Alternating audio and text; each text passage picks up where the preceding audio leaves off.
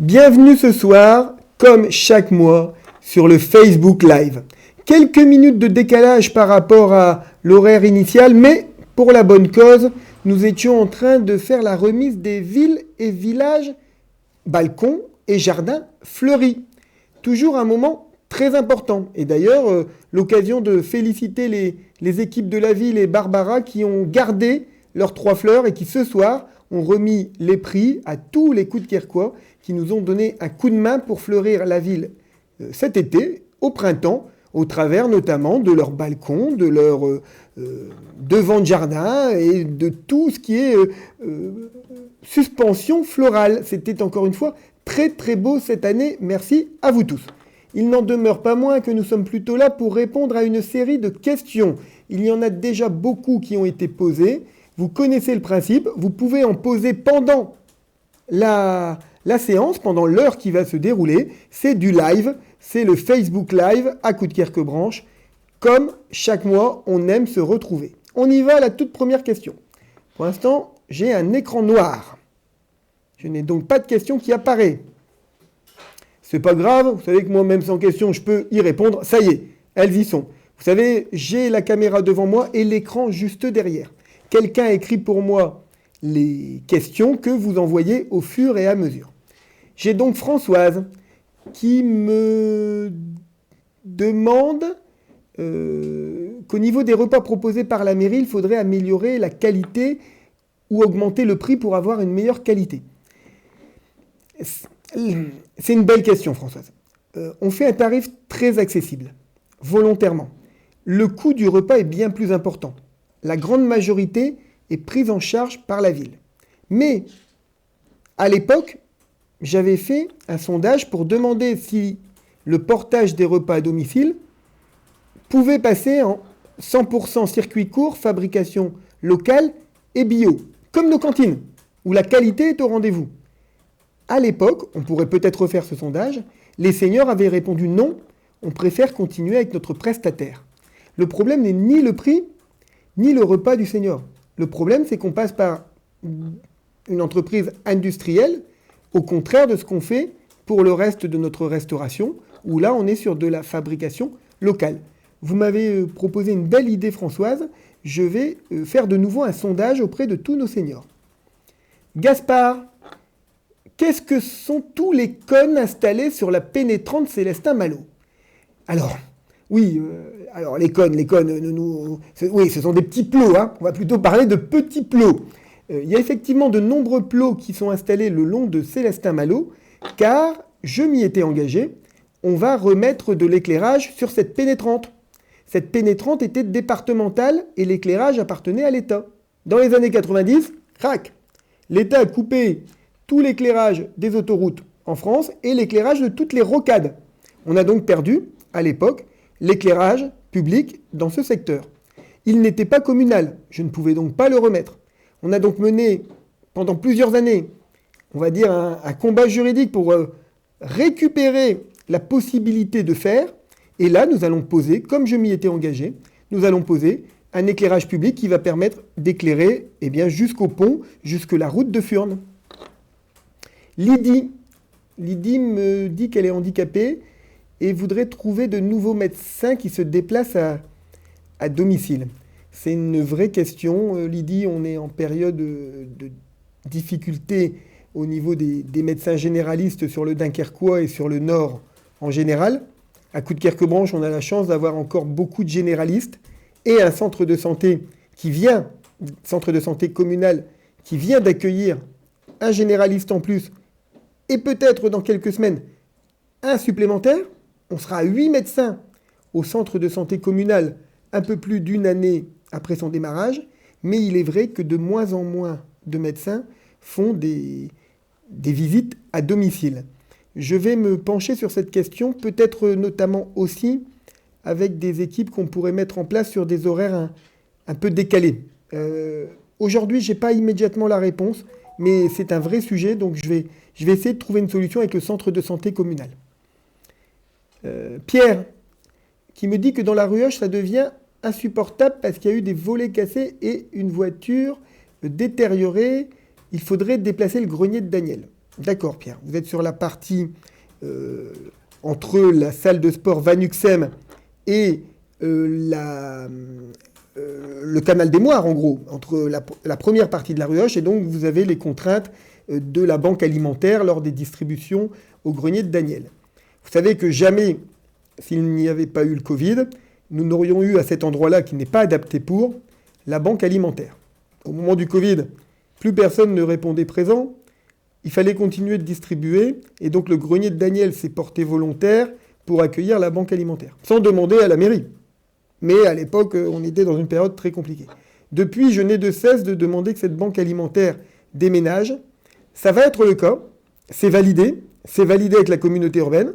Je peux déjà vous dire où ça va se situer, sur l'ancien concessionnaire automobile Ford, qui est situé à Dunkerque, mais sur la route de Bergue, entre Dunkerque, entre le vieux Coudekerque et Dunkerque.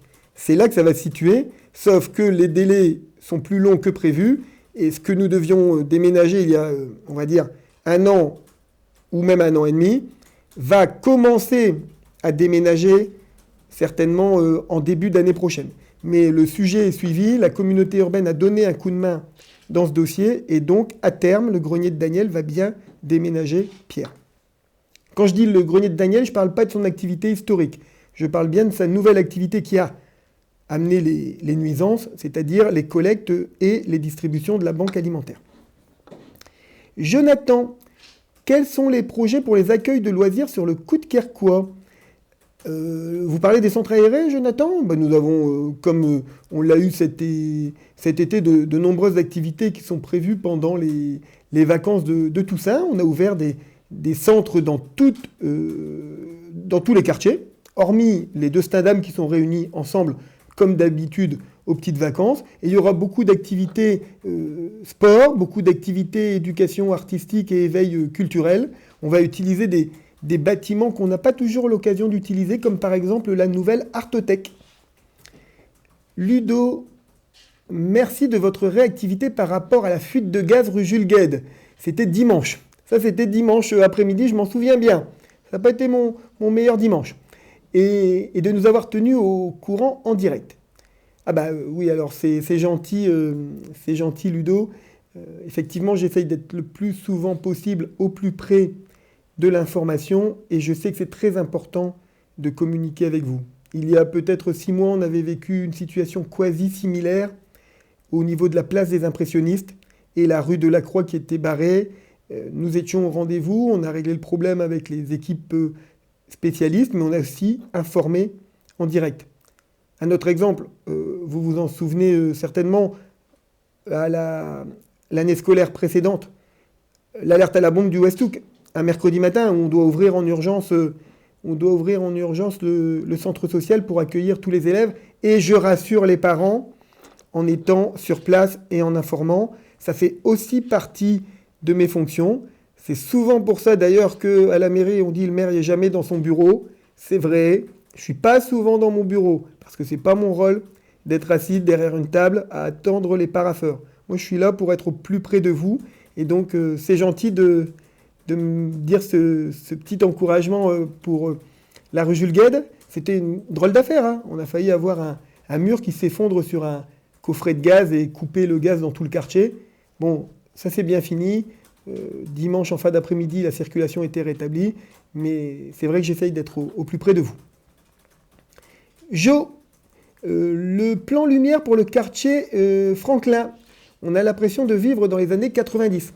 C'est vrai qu'on avance sur le plan lumière, on a un peu plus de 85% de la ville qui a été réalisée.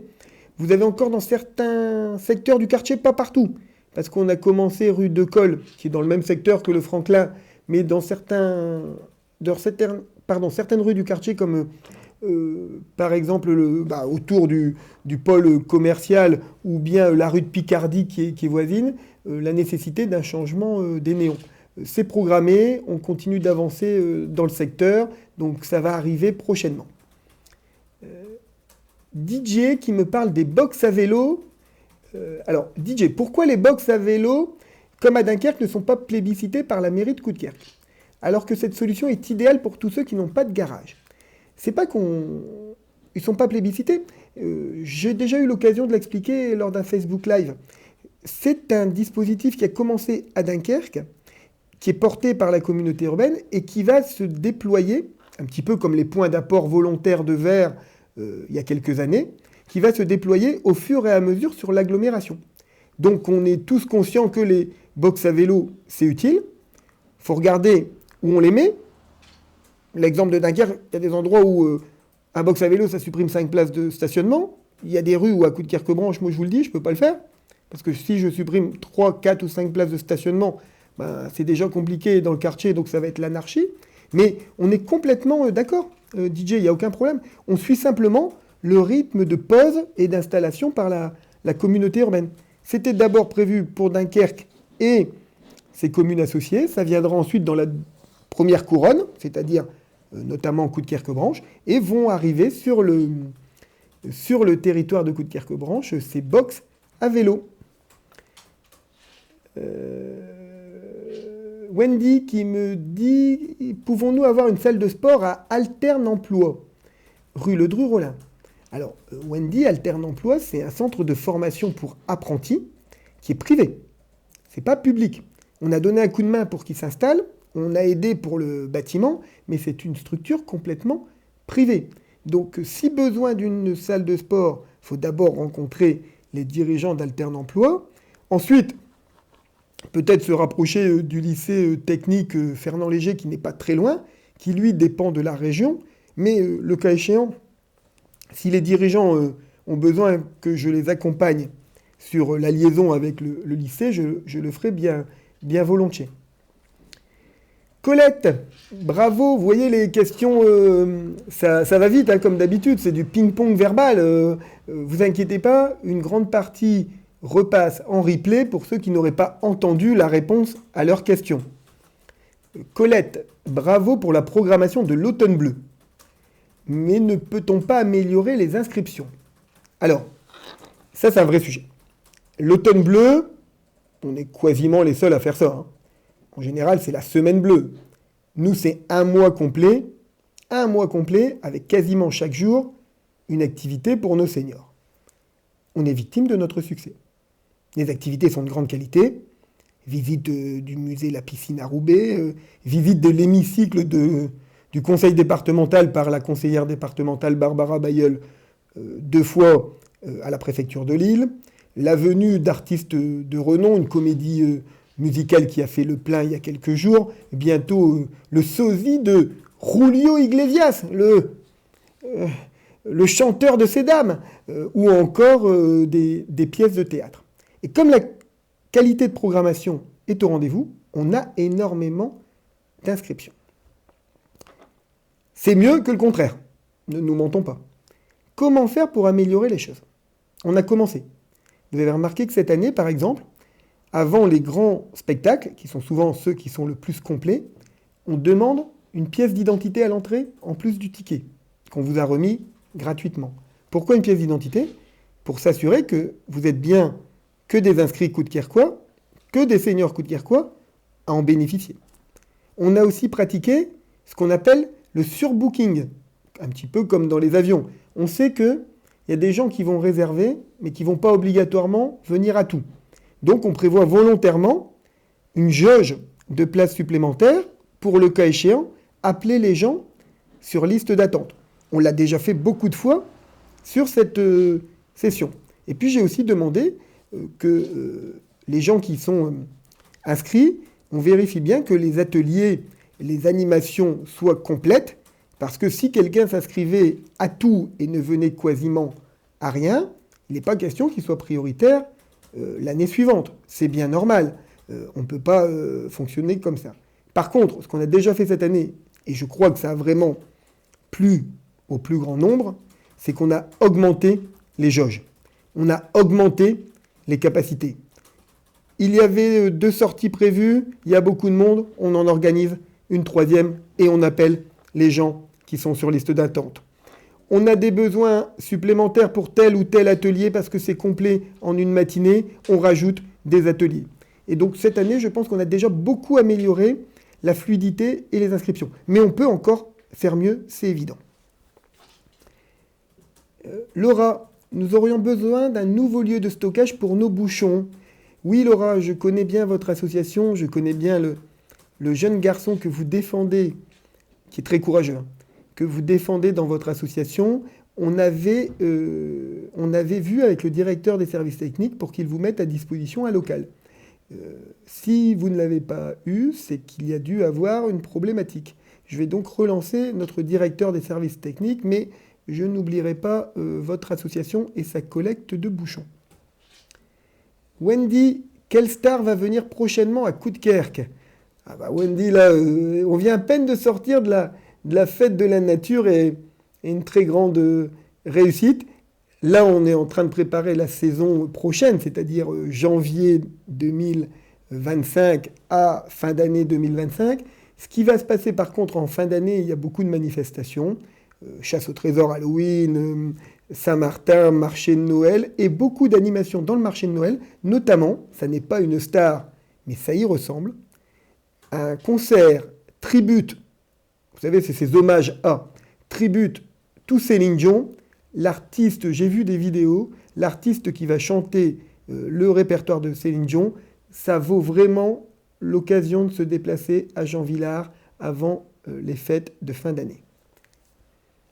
Christelle, bravo pour votre action pour le don d'organes. Je suis moi-même atteinte d'ARIN. Communiquer sur le sujet est essentiel. Écoutez, Christelle, j'ai moi-même eu dans ma famille très proche la même chose. C'est-à-dire quelqu'un qui a eu une problématique au niveau du rein. Donc je comprends très bien de quoi vous voulez parler. Je suis très fier de participer à cette démarche. On était Ville se ligue contre le cancer il y a quelques années. Et ça a donné des résultats. C'est pas juste dire on le fait. Qu'est-ce qu'on a fait comme résultat? On était les premiers à le faire. Les squares sans tabac. On a fait l'interdiction de fumer à proximité des établissements scolaires. Et puis on a fait beaucoup d'actions de prévention, de sensibilisation pour les différents cancers.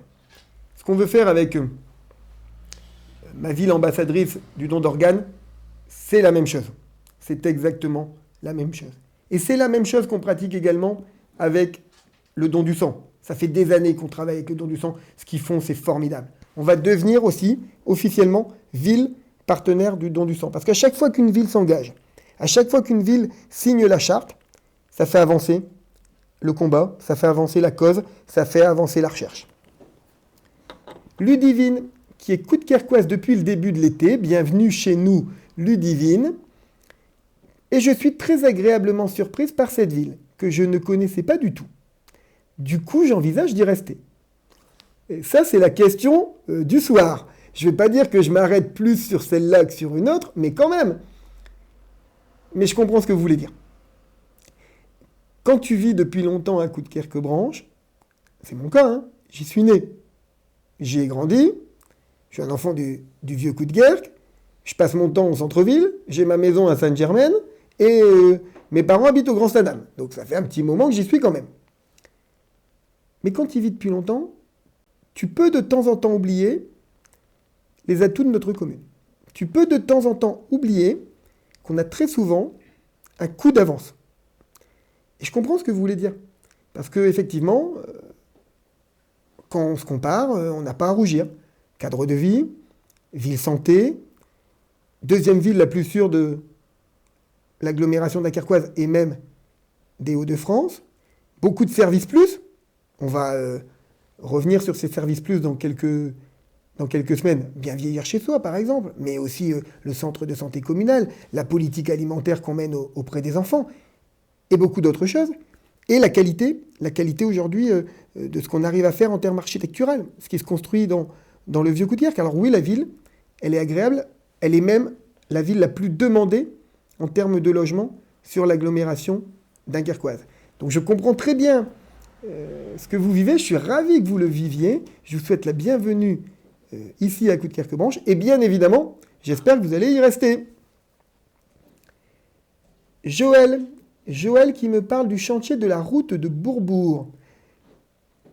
Le chantier de la route de Bourbourg est de nouveau à l'arrêt.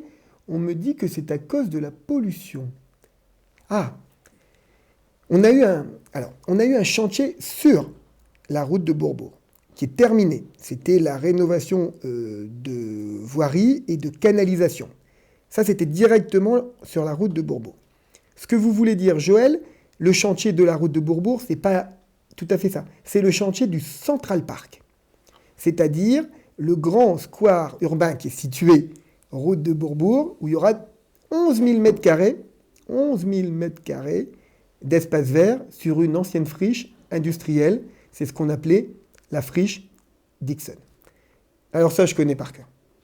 Radio Coudekerque. T'as pas commencé ou fini quelque chose, t'as déjà la rumeur que ça va pas marcher. Combien de fois j'ai entendu la piscine, elle va jamais se faire. Bon, bah là, il suffit de se balader à proximité de Cora, ou plutôt, devrais-je dire, Carrefour. Hein. C'est fini depuis hier ou avant-hier, Cora. Ça a été démonté. Et vous voyez que la piscine, elle se fait. Combien de fois n'ai-je pas entendu, ils n'y arriveront jamais avec le village des générations. Le village des générations, vous avez vu, le permis de construire est déposé et les constructions vont commencer. Et des exemples comme ça, j'en ai des dizaines. La dernière que j'ai entendue, c'était « Oh, la maison de la danse, ça, ils n'y arriveront pas. Vous n'allez pas le croire. À la fin du mois, on démolit. On démolit tout le côté permettant de passer par la pâtisserie et ça permettra d'aller travailler sur l'arrière. Cette année, on dépollue tout le site pour pouvoir l'année prochaine construire l'extension, ravalement de façade et la maison de la danse, elle se fera aussi. Et là, oui, moi aussi j'ai entendu cette rumeur, c'est à cause de la pollution. Rien du tout. Le projet, il n'est pas à l'arrêt du tout. Pourquoi on parle de pollution ? Parce que le site était pollué. Et donc, on a engagé 3 800 000 €. Nous avions gagné le premier prix de l'ADEME, l'agence de l'État pour le développement et la lutte contre, justement, le développement durable et la lutte contre la pollution. On a complètement dépollué le site. Par contre, après avoir dépollué le site, on a réalisé tous les voiries, tous les accès, tout le mail, toutes les petites allées. Mais on ne pouvait pas planter. Pas pour des questions de pollution. On ne pouvait pas planter parce qu'on n'était pas dans les bonnes saisons. On ne peut pas planter quand il fait trop froid et on ne peut pas planter en plein été. Donc là, le chantier de plantation, les aménagements d'aires de jeu, le square, le théâtre de verdure vont voir le jour à cet automne. Mais c'est bien que vous m'ayez posé cette question avec la rumeur parce qu'il y a deux façons de faire la ville. Soit tu es parmi ce qu'on appelle maintenant, il y a même une expression anglaise, les haters. C'est-à-dire c'est ceux qui n'aiment rien, qui sont sur les réseaux sociaux dans leur confortable anonymat et qui vont tout critiquer et tout inventer. Ça fait un peu Radio Coudekerque, hein, c'est ce que je disais tout à l'heure. Et puis il y a ceux qui ne veulent pas mettre d'huile sur le feu, qui préfèrent mettre de l'huile dans les rouages. C'est mon cas. Moi je travaille, je fais, j'agis. Pas de problème pour parler, hein. Mais dites des choses concrètes quand vous voulez critiquer. Parlez d'un sujet qui ne vous plaît pas. Vous n'êtes pas d'accord avec telle action politique, vous n'êtes pas d'accord avec ça, moi je peux le comprendre. On en débat. Mais il ne faut pas inventer. Il ne faut pas inventer. Donc Joël, oui, vous avez sûrement entendu une énième version de Radio Coudekerque. Cette fois-ci, c'était sur le square géant Central Park du Vieux Coudekerque qui va se faire comme le reste. Allez, je vous parie que la prochaine, c'est le site qu'on a démoli, TCA, qui a été démoli il y a à peine 6 mois, où aujourd'hui les études pour faire des logements dessus sont en cours, et on vous dira, à TCA, c'est comme à la piscine, c'est comme au village des générations, c'est comme à la maison de la danse, ça se fera pas. Vous savez quoi ? Eh bien, ça se fera. Marie, ah ben là la question est plus courte, donc la réponse sera plus courte, Marie. Pour voir Patrick Montel samedi, c'est gratuit ? Oui, mais il faut venir en short.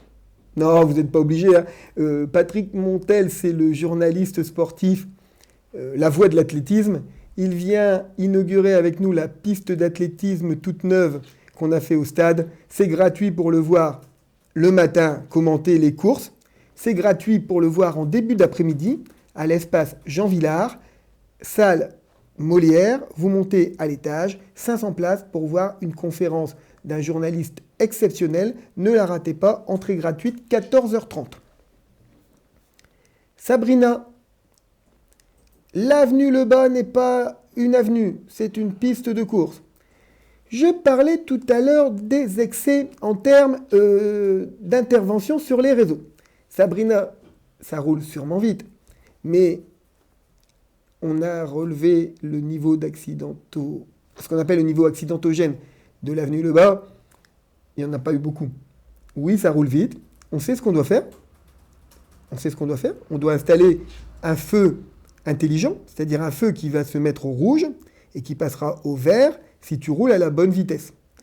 Mais pour l'instant, la communauté urbaine n'a pas encore accepté de nous le poser. Parce que la partie de la rue Lebas qui pose souci, c'est la partie qui arrive avant l'intersection où il y avait l'ancienne pharmacie, à proximité de la place Leclerc. On est conscient. On a, vous l'avez vu quand on a refait la place Leclerc, étendu cette place pour créer un entonnoir. Et donc, après la place Leclerc, ça ne roule plus vite. On a conscience de la difficulté. Pourquoi ça roule vite? Parce que ça vient de l'avenue, enfin pas de l'avenue, ça vient du jeu de mailles. Et ça descend très vite en passant devant l'Intermarché. On va donc installer ce feu intelligent, comme on dit, ou ce feu récompense.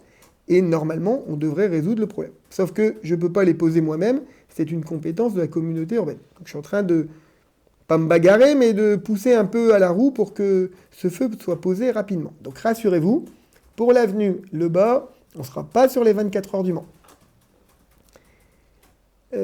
Mambo Fred que j'ai vu il n'y a pas longtemps dans mon bureau. Vous avez vu que j'ai réglé votre petit souci d'éclairage à Jean Villard. Hein, nous relançons notre invitation à venir à nos événements Coup de Cœur Théâtre.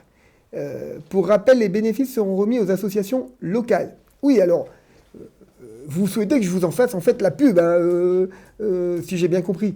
Il faut y aller. C'est une compagnie théâtrale locale avec des passionnés Coudekerquois qui font un travail formidable. En plus, on rit.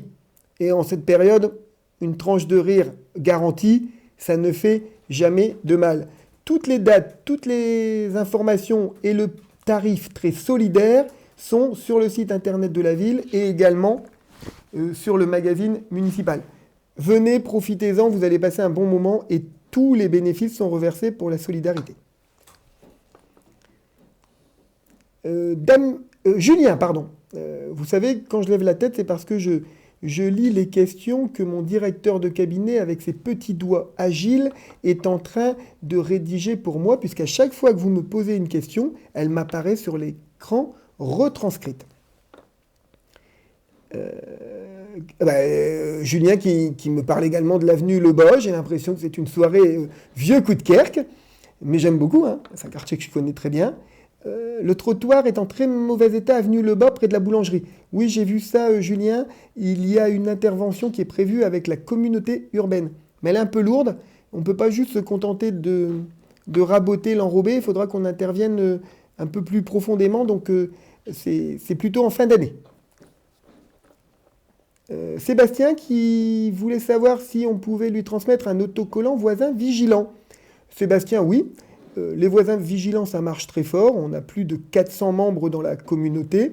Et c'est le directeur de la police municipale qui remet les autocollants pour qu'on puisse les poser sur sa boîte aux lettres ou bien à proximité de son domicile. Donc je vais vous faire livrer, si vous pouvez me donner en message privé votre adresse, je vais vous faire livrer des autocollants. Élodie, j'ai vu dans ma boîte aux lettres que la ville faisait une formation secourisme pour les chiens et les chats. De quoi s'agit-il? Oui, Élodie, je souris parce que on a lancé il y a quelques années l'ambition d'être une ville où un habitant sur 5, comme dans les pays scandinaves, un habitant sur 5 serait formé au premier secours. On a commencé avec des formations gratuites ouvertes à tous. On a été former nos seniors dans des ateliers spécifiques. On forme tous nos élèves de CM1 au premier secours, avec la Croix-Rouge ou d'autres organismes. Et on mène une politique également de secourisme auprès de tous nos animateurs diplômés du BAFA, le diplôme pour travailler en animation. Donc on avance dans ce secteur-là.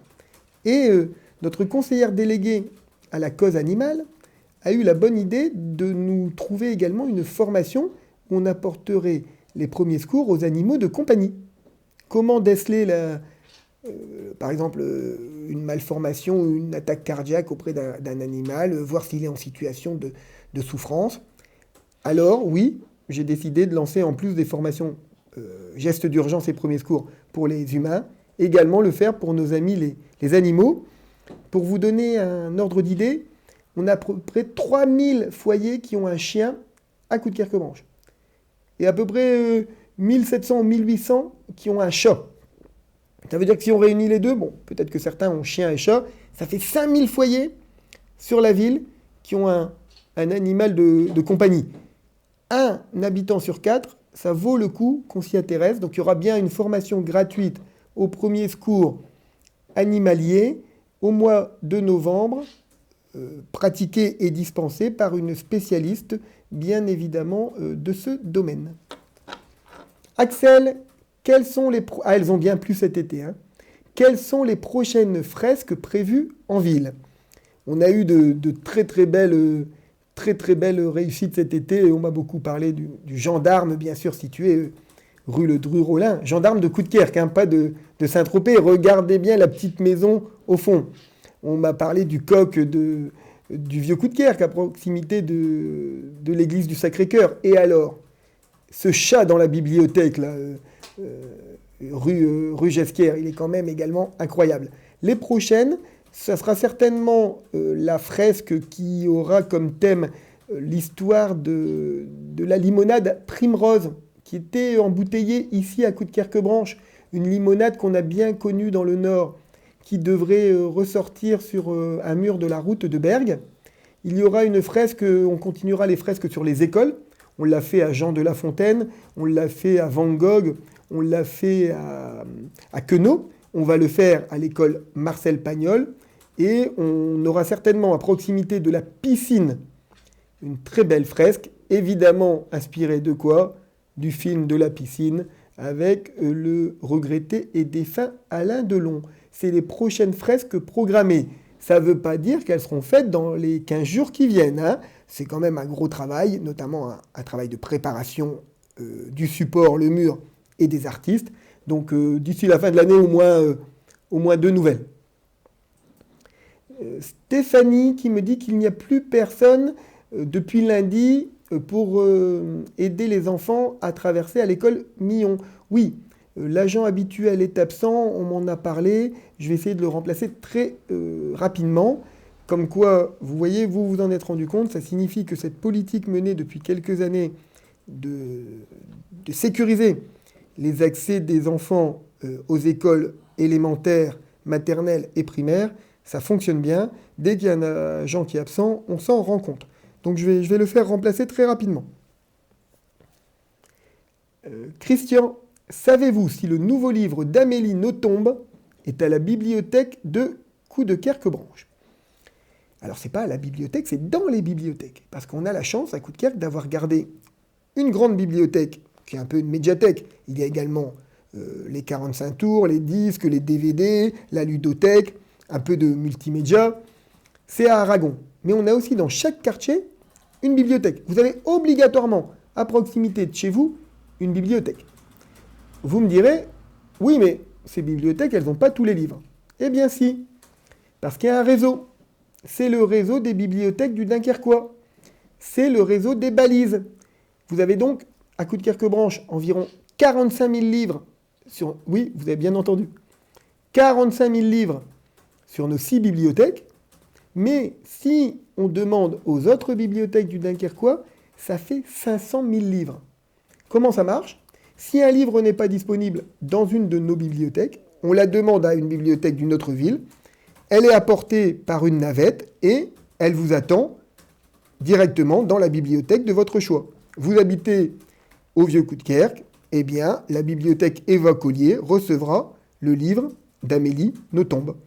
Vous habitez à Sainte-Germaine, ça sera Célestin Freinet, ainsi de suite, Grand Stendhal Verhaen, Centre-Ville Aragon, ou encore Petit Stendhal que je n'avais pas dit, au centre social. Donc, le livre, je peux vous le dire, on l'a. Fabienne, j'ai travaillé à Cora dans ma jeunesse et je continue d'y aller plusieurs fois par semaine. Savez-vous si la cafétéria va rester? Beaucoup d'émotions, hein. Beaucoup d'émotions, c'est bizarre. Ça n'est qu'un magasin. C'est un hypermarché. Mais il est en centre-ville. Il a été construit il y a plus de 40 ans. C'était en octobre. C'était en octobre 1981. Je m'en souviens, j'y étais. À l'inauguration, j'y étais. J'ai même acheté le nouvel Astérix qui venait de sortir. C'était l'Odyssée d'Astérix, écrit par Uderzo tout seul. Goscinny, son scénariste, était mort quelques années avant, juste à la fin d'Astérix et les Belges. Donc oui, il y a eu beaucoup d'émotions. On est en relation directe avec le directeur et l'équipe de Carrefour qui reprend les magasins Cora partout en France. Il y aura la pose de l'enseigne Carrefour, si ma mémoire est bonne, début novembre. La cafétéria, les services devraient rester, sont peut-être un peu modulés, mais tout ça devrait être conservé, car ce qu'on a appris du magasin, c'est qu'ils veulent garder, en apportant bien sûr les marques de distributeurs de Carrefour et en apportant leur système de fidélité, mais ils veulent garder l'esprit du magasin qui est et à la fois le deuxième hypermarché de l'agglomération dunkerquoise, le deuxième hypermarché en termes de chiffre d'affaires, et en même temps, presque un magasin de proximité pour beaucoup de Coudekerquois voisins, qui en ont fait leur grande épicerie. Donc normalement, tout devrait rester. Hélène, comment faire pour récupérer mon bon d'achat gagné lors de la course au canard du mois de juillet? C'est vrai qu'on a fait cette course au canard. Vous étiez nombreux à la course de la solidarité. Et je ne me suis pas occupé de la distribution des bons d'achat auprès du service. Je pense que vous n'êtes pas la seule à peut-être pas encore avoir reçu votre bon d'achat parce que ceux qui étaient là, sur place, ont eu leur cadeau immédiatement. Mais peut-être que vous avez misé sur votre canard et qu'ensuite, vous êtes parti. Je vais donc faire un point et avant la fin de semaine, on vous répond. Mais vous aurez votre bon d'achat. Si vous l'avez gagné, vous l'aurez. Françoise, comment et quand va se dérouler l'extension du tennis? En tant que riverain, nous n'avons aucune information sur le sujet. C'est normal. Pas que vous n'ayez pas d'informations. Je suis plutôt pour la concertation, vous le savez. Le mois prochain, je vais fêter ma 150e réunion publique depuis que je suis maire. 150 réunions publiques. Vous vous rendez compte? Toujours à votre écoute. Pourquoi vous n'avez pas encore été informé? Parce qu'on viendra évidemment voir les riverains quand on aura trouvé le bon schéma de réalisation avec le club de tennis. On doit travailler en concertation avec eux. Il y a plusieurs pistes. L'idée, c'est pas d'étendre le tennis. L'idée, c'est de rajouter au terrain de tennis des terrains d'un sport qui est en train de monter en vogue, qui est le padel. Un peu comme le squash ou le tennis de table dans la salle de raquettes. Comment on fait pour faire des terrains de padel? C'est de ça qu'on va discuter avec le club, bien évidemment. Une fois que le club et la ville se seront mis d'accord, on fera une réunion publique avec les riverains pour évoquer le sujet. Aujourd'hui, il y a des possibilités de réaliser les terrains à l'intérieur du tennis, sans extension. Il y a des possibilités de couvrir les terrains extérieurs du tennis et de les transformer ou pas. Là aussi, aucune extension. Et il y a peut-être la possibilité, mais elle n'est pas retenue, d'agrandir un peu le tennis sur le côté, pas côté des maisons, mais côté du parking de la rue du Boernol, et de les réaliser là. 3 possibilités. Il y en a même une 4e. On a la possibilité de vendre un terrain à un promoteur de sport de loisirs et qu'il réalise lui-même des terrains de padel. Il y a donc plein d'options qui sont ouvertes. On va travailler toutes ces options avec le club de tennis, qui est le premier concerné. On va voir s'ils en ont envie, s'ils ne veulent pas rester que sur le tennis, s'ils veulent développer le padel. Et le cas échéant, une fois qu'on se sera mis d'accord, on viendra bien sûr voir les riverains et on discutera avec vous de ce qu'on peut faire, de la possibilité, si c'est en intérieur, il n'y aura pas de nuisance, donc de vous rassurer pour tout ça. DJ, je suis un ancien cheminot. Mon grand-père l'était aussi. Et j'ai vu la maquette de la gare exposée à la mairie. Elle est superbe. Qu'allez-vous en faire après ? On va la garder, hein. On va la redonner au RMC 59, le club de modélisme ferroviaire qui l'a réalisé, la gare de Coudekerque. Vous imaginez la retranscription de la gare figée dans les années 90, mais avec un luxe de détails que vous pouvez voir à l'hôtel de ville jusqu'à la fin du mois de novembre. Après, les remises de récompenses de la Saint-Martin. Ça reste jusqu'au mois de novembre, c'est tous les jours dans le hall d'honneur de la mairie, et je vois que vous êtes déjà venus la voir, j'invite tous les Coudekerquois à y venir. Charline, la clinique de Flandre va s'agrandir. Vous n'êtes pas inquiet pour le stationnement. Au contraire, Charline, on a travaillé ce projet avec eux depuis de nombreux mois. Vous avez remarqué, il y a eu 3 phases. On a ramené une clinique ophtalmologique et on a créé les places de parking pour cette clinique ophtalmologique. Énorme succès. 15 jours pour avoir un rendez-vous chez un ophtalmo à Coudekerque. Unique en France.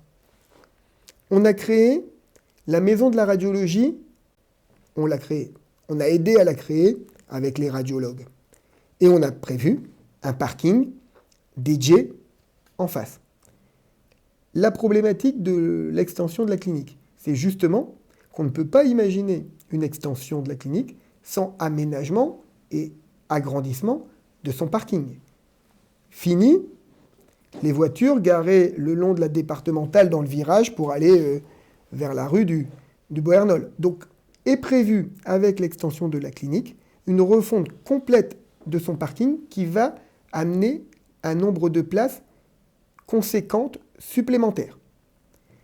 50 immédiates, 51 si ma mémoire est bonne, et presque une centaine en tout sur le site. Donc on a prévu cette nécessité. Mais aussi et surtout, et ça j'en suis très fier, à partir du 1er janvier, la desserte en bus de la communauté urbaine de Decabus, en bus gratuit, va considérablement s'améliorer. Vous savez que ça fait des mois que je me bats pour que la communauté urbaine puisse rajouter un rythme de bus plus régulier pour la clinique de Flandre. Aujourd'hui, 45 minutes, c'est pas possible. Personne ne le prend. À partir de janvier, un cadencement de bus tous les 20 minutes. Tous les 20 minutes et la réalisation en même temps, bien sûr, du trottoir pour sécuriser la sortie à l'arrière de la clinique vers l'arrêt de bus qui est à l'entrée de la rue du Beauhernol. Donc il y aura des stationnements en plus et également un accès bus très très très facilité. Tous les 20 minutes, ça change tout. Philippe, pouvez-vous nous donner une date pour la réfection de la rue du Muguet ?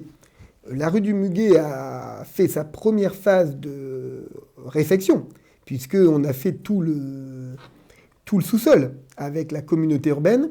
Un marché est en cours de renouvellement, un marché public avec l'entreprise de voirie terrassement. Normalement, ça doit reprendre avant la fin de l'année. Paul, vous avez besoin d'un coup de main pour tous en cuisine. C'est quoi le menu ? Je pense que Cyril Lignac à Paris et Jérôme Anthony ici à Coudekerque-Branche avec son food truck devraient bien s'en sortir, mais vous êtes bien sûr le bienvenu, Paul, pour un coup de fourchette, supplémentaire. Je ne connais pas encore le menu. Par contre, je vous invite tous la semaine prochaine en soirée, je pense que c'est mercredi, sur la place de la mairie, parce qu'on ne va pas juste les accueillir. On va les accueillir à la Coudekerquoise. On va leur mettre en avant quand même notre savoir-faire, notre savoir-être et notre savoir s'amuser.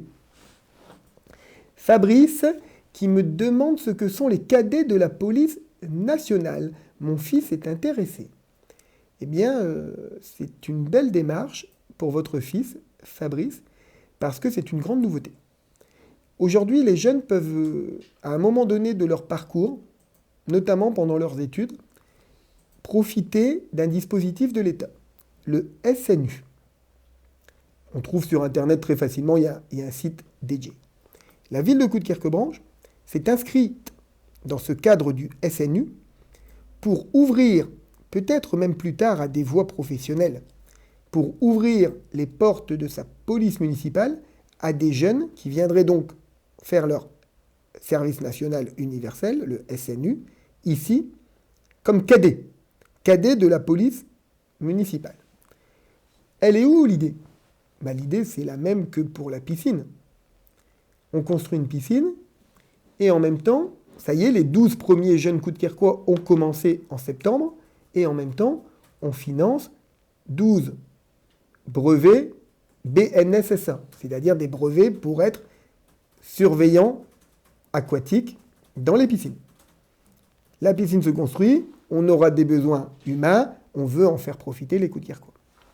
La police municipale s'étoffe, on veut en faire profiter les Coudekerquois, on va d'abord les amener tout doucement à découvrir nos jeunes Coudekerquois, les cadets de la police municipale. C'est le même principe. C'est souvent comme ça qu'on fonctionne à Coudekerque-Branche. Une action doit toujours profiter aux habitants. Sabrina, qui est agent à l'EHPAD et qui voudrait qu'on parle des contrats CDD et des salaires pour les week-ends. Alors, je ne vous cache pas, Sabrina, que l'EHPAD est géré par une convention tripartite. Il y a 3 financeurs. Il y a le CCS, la ville, il y a le département et il y a l'ARS. On est donc tenu par cette convention à une réglementation assez stricte.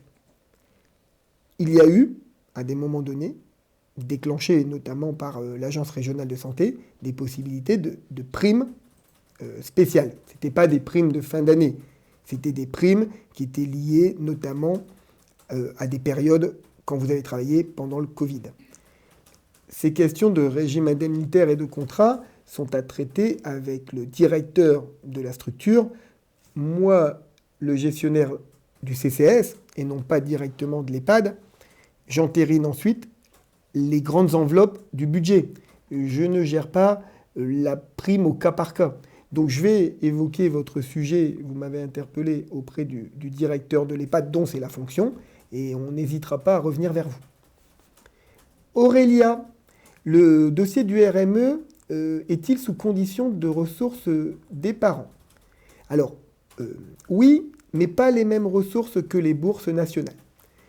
Il y a bien sûr le critère de salaire des parents qui est pris en compte, mais il y a aussi, par exemple, le critère d'éloignement. Est-ce que le jeune Coudekerquois doit aller faire ses études à Lille, à Paris, dans une école que Parcoursup lui a trouvée à l'autre bout de la France ?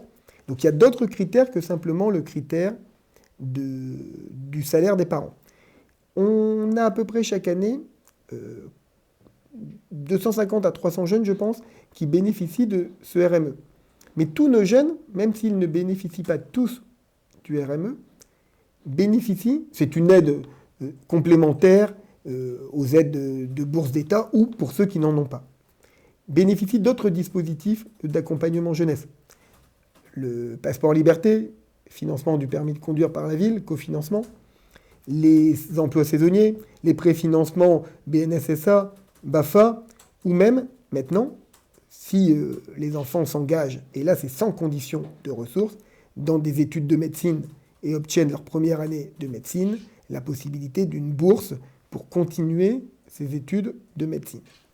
Donc le RME en partie conditionné aux ressources, mais il faut quand même faire sa demande parce qu'il y a d'autres critères d'éligibilité, c'est dur à dire, qui viennent en ligne de compte. Beaucoup de questions ce soir, hein. J'ai même pas le temps de vous glisser quelques infos entre deux. De temps en temps, je réponds à 50 questions, c'est déjà beaucoup, en 1 heure. On s'approche d'ailleurs de la fin. Mais j'ai de temps en temps 1 ou 2 minutes quand même pour vous faire un aparté. Aujourd'hui, j'ai l'impression que le ping-pong verbal ne faiblit pas. Et c'est tant mieux. Perrine, en plus du Facebook en direct, répondez-vous aussi sur Messenger? Oui, j'y réponds. J'ai vu votre question posée aujourd'hui, Perrine. Vous avez compris que j'avais beaucoup de questions, que ce soit par mail à la mairie, que ce soit en direct sur les réseaux.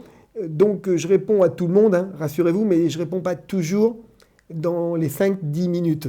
Je suis obligé de prendre un petit peu de temps pour ça. Mais j'ai vu votre question passer, Perrine, et je vais donc vous y répondre.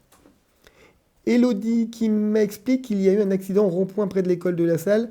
Oui, j'ai vu ça, Elodie. C'était hier ou avant-hier, je crois. Que pouvons-nous faire? Alors, c'est pas vraiment...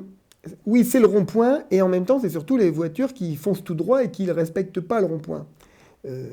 Moi, je serais d'avis de ne plus le rendre franchissable, comme il l'est aujourd'hui, mais il faut que je regarde avec la communauté urbaine si c'est possible, en termes notamment de transport en commun.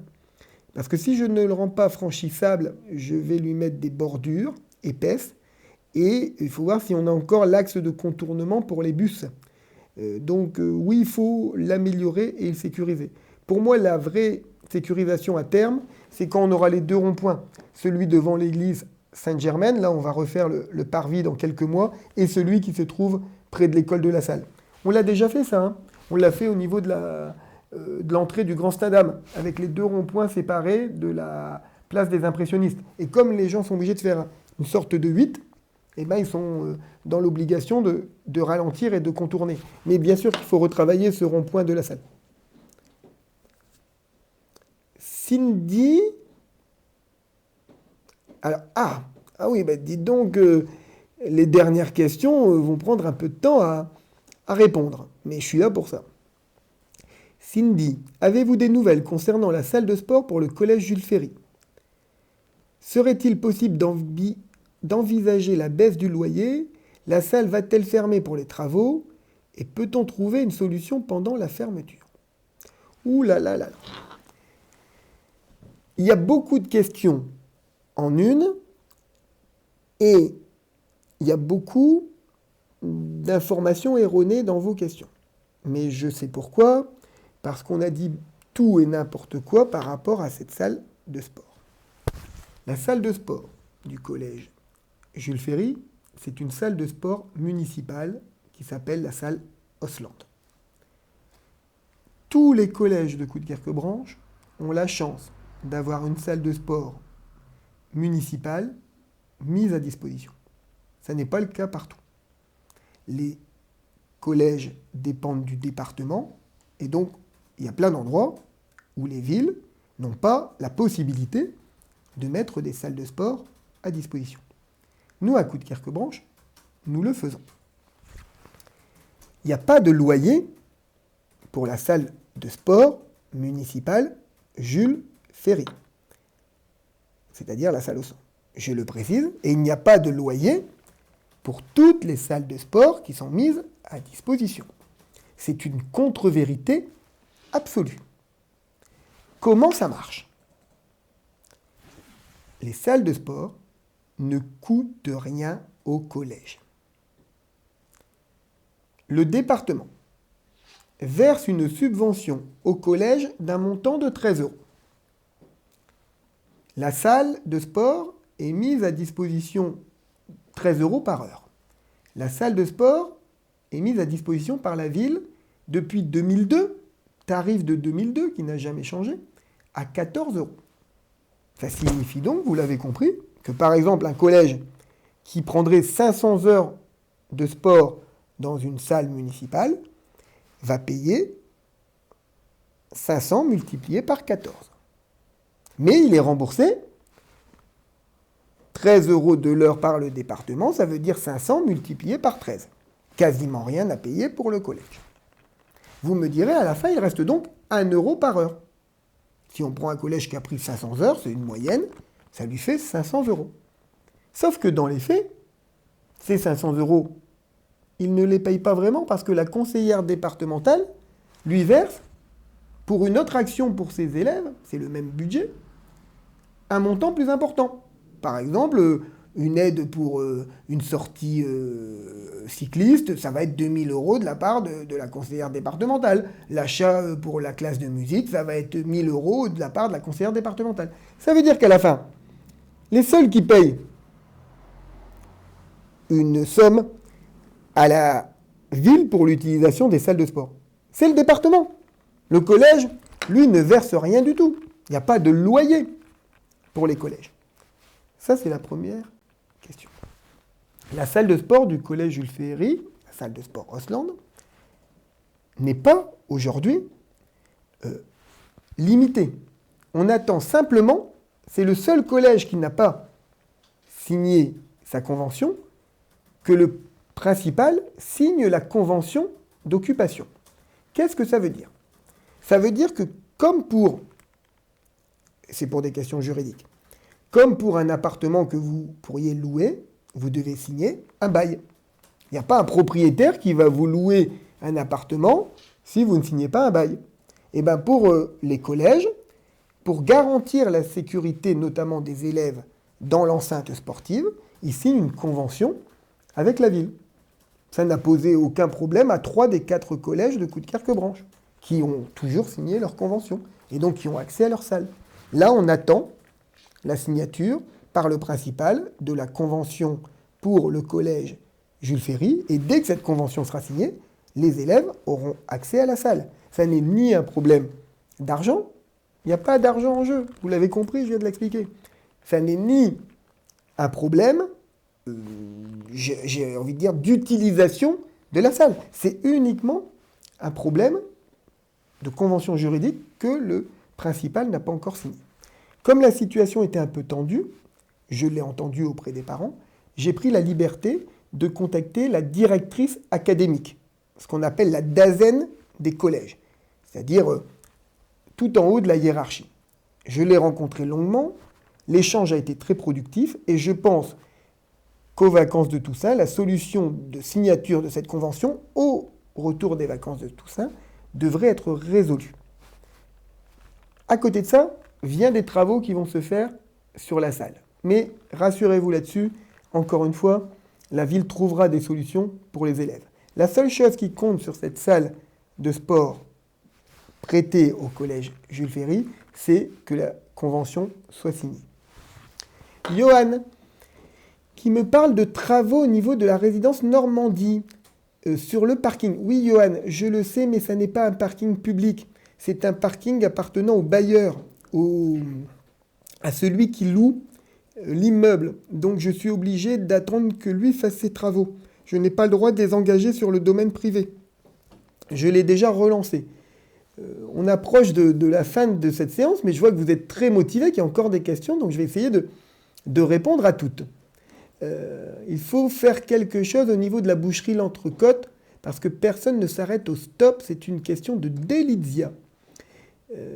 Effectivement, on est à l'angle de la rue Le Dru-Rollin et de la rue Gesquière, si ma mémoire est bonne. L'Entrecôte fait d'ailleurs de magnifiques pommes de terre reconstituées, délicieuses, un petit peu épicées là, mais j'en dis pas plus. C'est un régal. Qu'est-ce que je pourrais faire si les gens ne s'arrêtent pas au stop? Il faudrait que je trouve un moyen plus contraignant. Je vais étudier cette question d'Elysia, parce qu'il existe le stop. Donc maintenant, c'est voir comment on peut trouver peut-être autre chose. Daniel, pensez-vous refaire l'éclairage au tennis, s'il vous plaît? Ça devient vraiment compliqué sur certains terrains. Oui, Daniel, c'est programmé. Alors, on a 3... C'est très lourd, hein, le relamping du tennis. Vous allez être très surpris des sommes. Ça coûte entre 50 000 et 80 000 euros en fonction des devis des entreprises. Pourquoi? Oui, vous avez bien entendu, ce n'est pas le changement de quelques lampes. Hein.